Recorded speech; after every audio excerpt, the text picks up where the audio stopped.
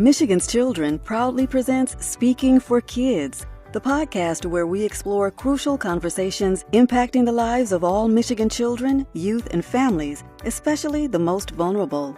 Join us each month as we explore public policies and issues in the best interest of our kids and families. We'll bring you lawmakers and policymakers, advocates fighting for change, and the people most affected by those decisions. We'll invite you to become engaged too and show you how to take action on what matters most to you. Episodes are recorded live and shared virtually on YouTube and the audio hosting sites Apple Podcasts, Google Podcasts, and Spotify. Greetings, everyone. Welcome to another episode of Michigan's Children Speaking for Kids podcast. I'm your host today, Bianca Miles, Child Welfare Education Policy Associate with Michigan's Children. This month, June, is Pride Month. And in honor of Pride Month, we are dedicating this episode to create awareness around LGBTQ population in our communities. We're also recognizing policies that are impacting them and how you can find resources to support someone in the LGBTQ community if you know of anyone. Regardless of how you choose to identify yourself, we believe that no one should be treated unfairly, subjected to injustices, or thrown into situations that they are faced with based on the identity that they choose. So we are joined by Aisha Schultz-Spradlin, she, them, from the Ruth Ellis Center, which is a nonprofit in Detroit, Michigan, whose mission is to create opportunities with LGBTQ plus young folks to build their vision for a positive future. And so now we're going to turn it over to Aisha to talk a little bit about the Ruth Ellis Center and who it's been named after and how did we get to here today. Thank you so much, Bianca. Hi, everyone. Like she said, my name is Aisha Schultz-Spradlin. I use she and they pronouns, and I'm the Associate Director of Development and Advancement here at Ruth Ellis Center. I've been here for a little bit over a decade doing this work, specifically in the fundraising department and making sure I'm telling the stories of our young people in a way that is empowering and shows that they're more than their circumstances. Awesome. Thank you so much. So in your work at the Ruth Ellis Center, you all do a lot around supporting LGBTQ youth and engaging with them, ensuring that they have the resources to meet their needs. So what does that look like for you? What does a typical day at the Ruth Ellis Center look like for you? Yeah, so I think that a lot of our work stems from, Ruth herself, right? So Ruth Ellis is who we're named after. She was a Black lesbian woman who was doing mutual aid work in the city of Detroit before that was even a thing. So she was opening her home to young people who were experiencing displacement or being rejected from their homes. Her house is known as the gay spot where folks came to hang out. She would do like rent parties and all these kinds of things to help people. And so we've taken that spirit of Ruth and we've plugged that into the work that we do. So when I first started at Ruth Ellis Center, we were literally just one location on 77 Victor here, and we were building out our health and wellness center. Right now, we have 4 different sites, 2 in Highland Park and 2 in Detroit proper. We're all along that Woodward Strip, not too far from Palmer Park, and that's intentional. We're in this spot because a lot of our young people who are unhoused live in Palmer Park, hang out in Palmer Park, so we wanted to make sure we were in a space that they could access us. And I was really glad about that because I'm a firm believer that resources are resources if there are barriers to access. So we're right along the bus route. They can walk to us, bike to us. If they come to our 95 location, which is our admin and our drop-in space, they immediately get to come in. They can have a hot meal. They can take shower, wash clothes, get a food box to go, and just hang out. There's different programming that happens within drop-in too that they can engage in. Book clubs, Thriving Future, really incredible programs to help them, do things that they want to do. We are very much a space where we are really rooted in our young people letting us know what they want. So sometimes that means it looks like we're doing a whole bunch of different things at once or not doing things fast enough, but it's because we are really listening to them, right? We have a youth advisory council that meets here and they advise us on what they want to see in this space, right? Like from the paint colors all the way down to programming. That's really important to us. So that is our 95 location. Across the street at our 77 location, it is purely behavioral health and PCP care, so your primary care physician. That is through Henry Ford Health Systems, and primary care and behavioral health is through us. And so all of that care is integrated. And what that means is all of their doctors are talking to each other. So if anyone else out, outside of the Ruth Ellis sphere has a therapist and a doctor, your therapist and your doctor aren't talking to each other. You have to relay that information to them. We saw that what was happening for a lot of our young people is they were going into spaces of like healthcare and they were being misgendered. They weren't getting the care they need. They didn't feel comfortable opening up. And if you don't feel comfortable opening up, you're not telling your doctor everything you need to know to help you. So we were like, what would be helpful? And that was the integrated care. So that's what's going on over at 77.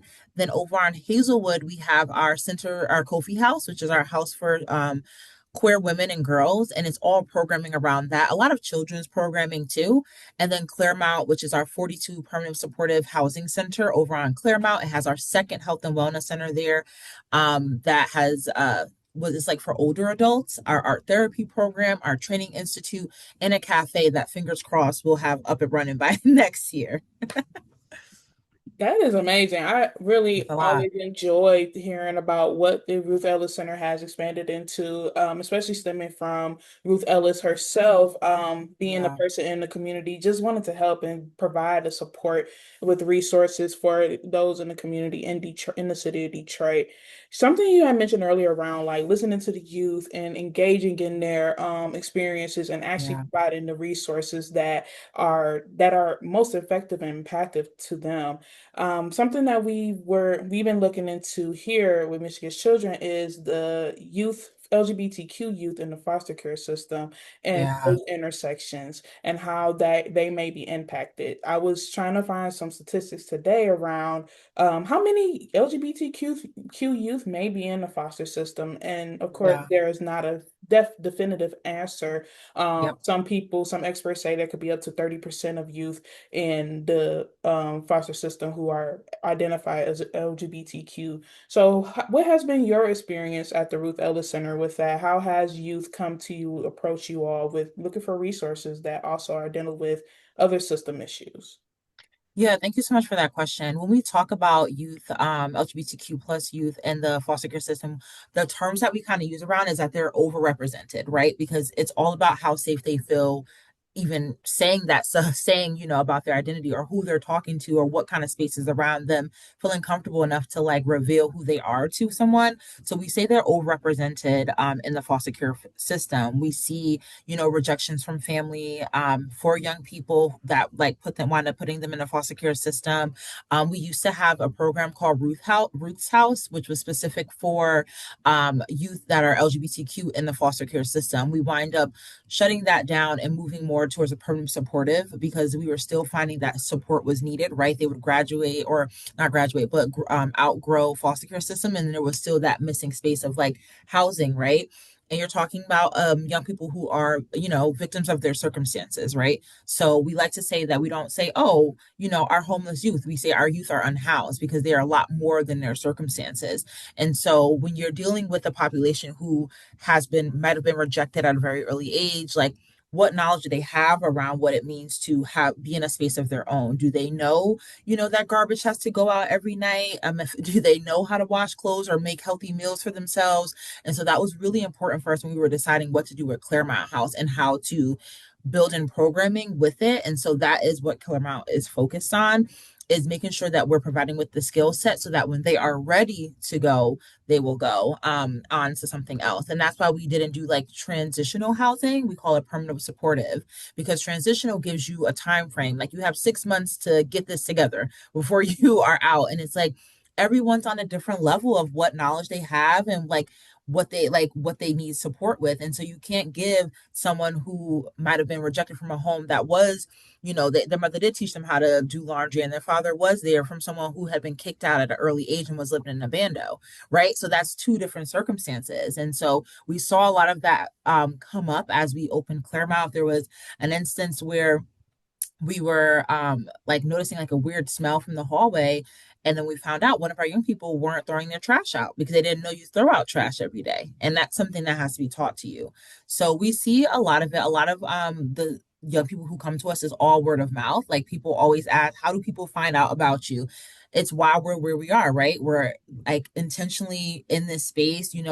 Palmer Park is affectionately called the gay park by the LGBT community. So we're here because of that. And then people tell their friends, right? If you're getting care and support and you're in a space that is welcoming, you will tell others. And so that's how we wind up getting people into the fold, young people into the fold.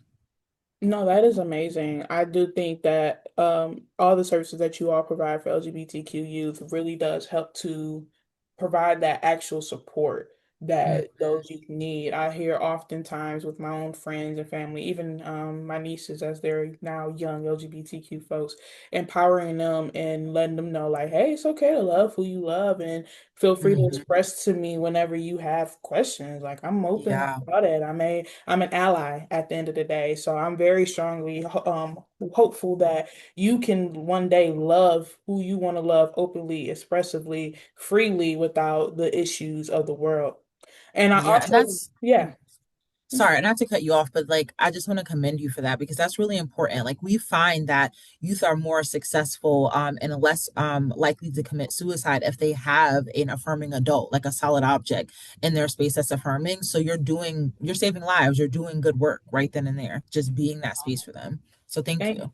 Thank you. And thank you for all that you do. And I also wanted to note too that the intentional language that you all use with Mhm. everything that you do, from what you name to as a community, like we're intentional, we're around like make sure that we're using proper pronouns, make sure that we don't necessarily say queer in a negative connotation, understanding Mhm. where a lot of Yeah. these terms have stemmed from as well, and how that also can help to debunk a lot of the stigma against LGBTQ youth and to help parents to Yeah. understand how to debunk that stigma. So, what are some ways that, through the intentional language and other ways, that you are also debunking the stigma with parents who have LGBTQ youth or even other organizations of such?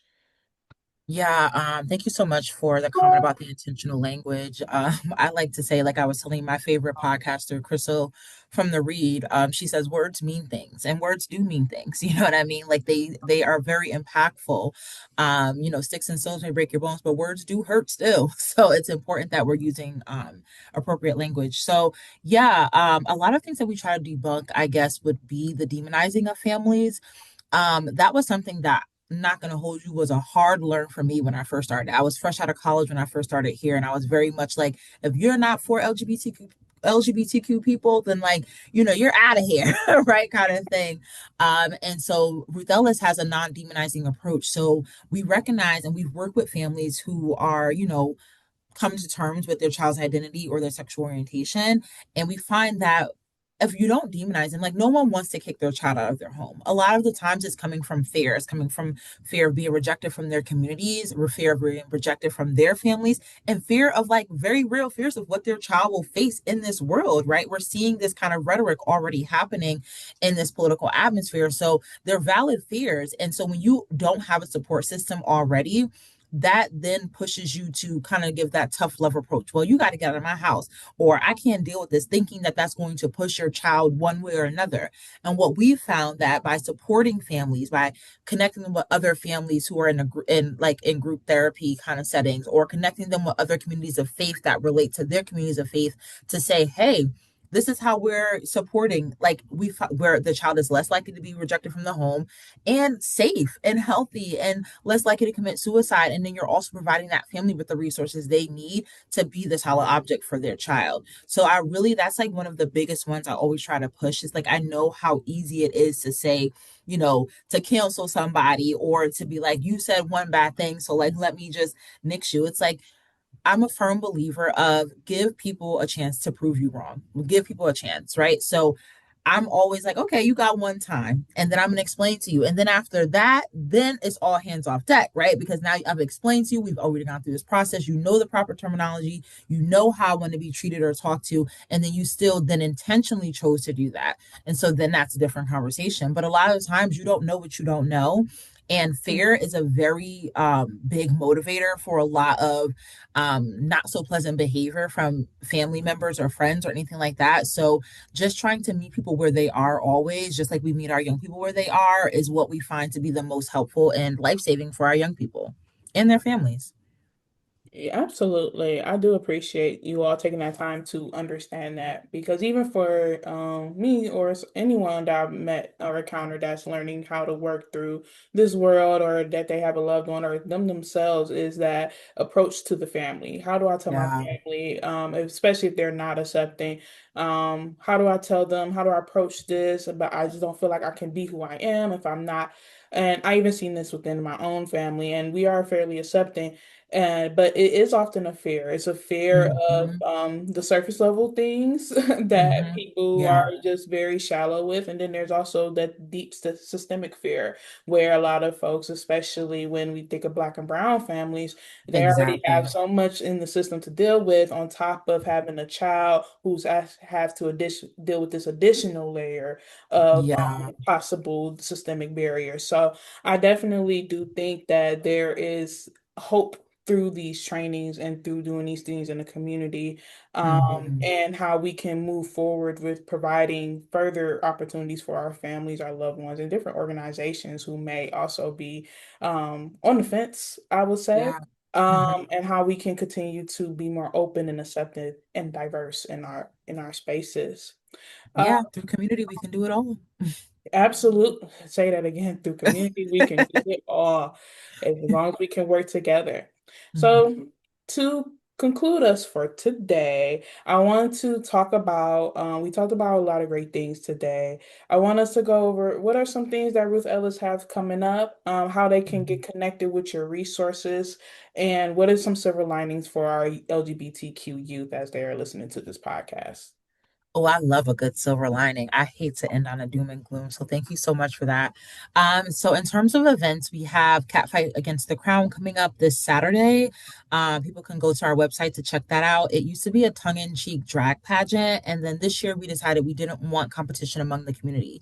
We wanted to showcase queer talent. We wanted to give queer artists their flowers while they're still here to smell it because we always get them after the fact. And so we are having a showcase of queer talent.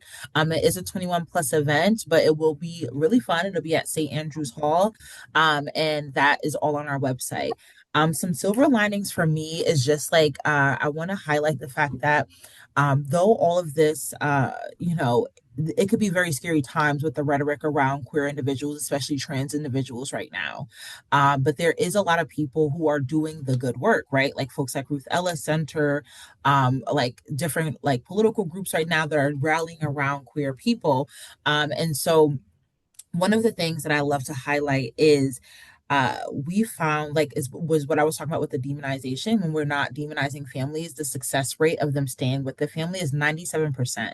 So that is 97% of young people who aren't in the foster care system, who are staying with their families, who are not only in a space that's safe, but creating other safe spaces for other people. Recently, I was just at a tabling. We had an event at Full Measure. They were doing a fundraiser for us, and I was sitting at this table, and a woman comes over to me, and she was like teary eyed.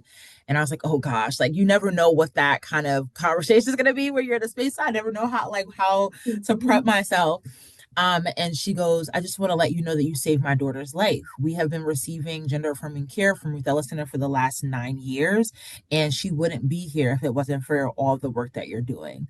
And those moments, like I'm gonna try not to get emotional, but those moments, really just pull at my heartstrings because sometimes this work, not sometimes, this work is very hard, right? You're pushing up against people who just don't like you because of the way you look, the way you talk, the way you present, and who you love, and those things you can't change, right? And so to see that there are people out there, families, communities, who are working with us and are seeing this big success rate, who have their children because of the work that we're doing, it is really really impactful. And so I'll say I'll leave it at this, but just reminding ourselves that like we've always gotten where we are with community. There's nothing that you need to do by yourself. And sometimes it's hard to ask for help, but asking for help can save your life and can save the life of others. And showing up for your community, like being a community member or being a part of a village, as I like to say, being a villager in a village is not always convenient. Like, you're not always going to want to feel like doing it, but that's what community is showing up even when you don't feel like it. It's, being there for your neighbor when they need a cup of sugar. You know what I mean? Watching your neighbor's kids as they run across the street just to make sure that no cars are coming. And so I just ask that folks extend that to the LGBTQ community as well. As we're in this month of Pride, we see a lot of people come up in support for June, but LGBTQ people exist all year round, not just during Pride. We're here Monday through Friday, 24 hours a day, January to December. So showing up for them in ways, using your voice, donating to organizations that are doing that work if you yourself don't have the capacity to, actually put boots on the ground, and even just being a solid object like you are, Bianca, to your family members, right? Just making sure they know that you're a safe space can change the trajectory of so many people. So I'll leave it at that. Thank you. I second everything you said. Being a community member, even showing up for your community, even when you don't want to, is the most important times, because that's when it really is an impact, honestly. Yep. And I do second that. Our LGBTQ youth and people in general, LGBTQ community is here 24/7. They're not going anywhere. So love on one another, ensure that you're loving on your community, don't judge your neighbor, and let's continue to build and push forward. So I want to give a thank you to Aisha for her time today. We definitely thank you for coming, and we look forward to the future of our work together. In addition to that, I want you to shout out their Ruth Ellis Center's website, One Good Times, for the Yes. Our website is ruthelliscenter.org. Our Instagram is also Ruth Ellis Center. We're not on Twitter. I don't even know what it's called now. Sky. I don't even know. We're not on that though. And we're not on TikTok just yet because that's a young people's game and Auntie's old. So we got to figure that out. We got to get our youth involved in that. They've been interested in doing that. But that's where we are. That's where you can find us. And if you're interested in volunteering or anything like that, please check out our website. We have quarterly trainings that will give you SOGI 101 trainings that is needed before you can volunteer, but it's also just good knowledge to have, and it's free. So if you're somebody who is a community member and you want to know how to be a more active community member and be more affirming to the LGBTQ people and young people in your neighborhood, I suggest signing up for a quarterly training. Thank you. I emphasize that. So thank you all for joining us for our June episode of Speaking for Kids podcast, and we will catch you soon for our next episode. You've been listening to Speaking for Kids, the podcast for Michigan's children. Thanks for joining us. To explore these and other issues relevant to our state's children, youth, and families, and to build your advocacy muscle, go to our website at www.michiganschildren.org. You'll find links and news about past and future podcast topics under our Resource tab and action alerts under the Take Action tab. Find and like us on Facebook and Twitter. Stephen Wallace produced this podcast. Contact them with your questions and ideas for other topics. Michigan's Children is a nonprofit advocacy organization, an independent voice working to reduce disparities in child outcomes from cradle to career through policy change.